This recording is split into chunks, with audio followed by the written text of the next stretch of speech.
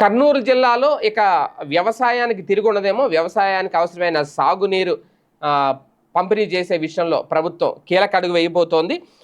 కర్నూలులో దాదాపు ఒక 500 కోట్ల రూపాయలతో ఎం కార్డు ఏర్పాటు చేయబోతున్నారు. ఏంటి ఈ ఎం కార్డు అంటే, కర్నూలు జిల్లాలో సుమారు 25,000 హెక్టార్లకు నీటిని అందించేలా ఎం కార్డ్ అంటే modernisation of command area development, ఈ పథకాన్ని అమలు చేయడానికి రాష్ట్ర ప్రభుత్వం రంగం సిద్ధం చేస్తోందట. ఈ మేరకు ఇప్పటికే సమగ్ర ప్రతిపాదనలు రూపొందించింది. కర్నూలు హెచ్ఎన్ఎస్ఎస్ అధికారులు ఉన్నతాధికారులను ఆదేశించారు. ఎర్ర నేలలో గణనీయంగా పంటలు పండించడానికి వీలుగా ఎం కార్డు పథకాన్ని కేంద్రం అందుబాటులో తెచ్చింది. ఇందులో భాగంగా ఎర్ర నేలలకు పైపు లైన్ల ద్వారా నీటిని అందిస్తారు.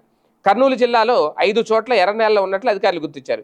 ఒక్కో ప్రదేశానికి ఒక్కొక్క బ్లాక్గా నిర్ణయించారు. ఒక్కో బ్లాక్ పరిధిలో సుమారు 5,000 హెక్టార్ల ఎర్ర నేలలు ఉన్నాయట. 5 బ్లాకుల్లో కలిపి మొత్తం 25,000 హెక్టార్లకు నీరు అందించడానికి అవకాశం ఉంది. ఇప్పుడు హంద్రీనీవా, సుజల స్రవంతి కాలువ నుంచి నీటిని తీసుకొని ఎం కార్డు పథకానికి రూపకల్పన చేశారు. ఒక్కో బ్లాక్ దగ్గర ఒక్కో ఎత్తిపోతల పథకాన్ని నిర్మిస్తారు. దీనికి సుమారుగా 500 కోట్ల రూపాయలు ఖర్చు అవుతుంది అనేది అంచనా. కేంద్రం 60%, రాష్ట్రం 40% ఈ ఖర్చును భరిస్తుంది.